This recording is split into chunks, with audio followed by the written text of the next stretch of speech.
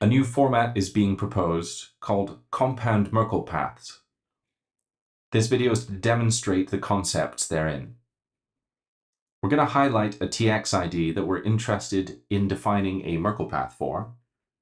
These yellow hashes would be required in order to calculate the Merkle root at the top of this tree. But if we consider that the transaction next to it has a very similar path in order to calculate the Merkle root, rather than requesting separate paths for these two transactions, we may be better off defining them both in the same data structure.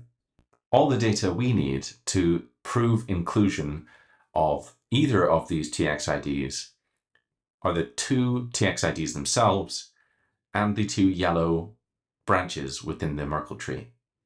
We don't need to include the red one because this is calculable, and of course the left-hand side is all calculable from the hashes given.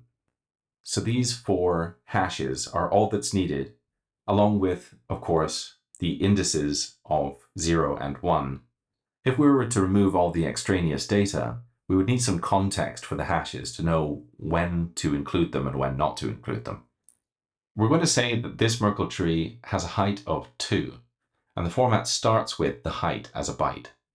And these other blue numbers refer to the offset from the left-hand side within the context of a particular height. The compound Merkle path format requires that we start top down and we give the offset of each hash prior to encoding it. So to encode this particular compound Merkle path, we would start with a 2 indicating overall height, followed by a 1 indicating that there is one hash at height 2, followed by a 1 indicating the offset of the hash that follows, followed by the hash bytes.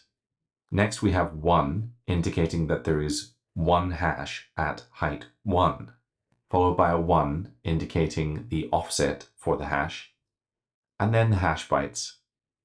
Then we have a 2 indicating that there are two hashes included at height 0.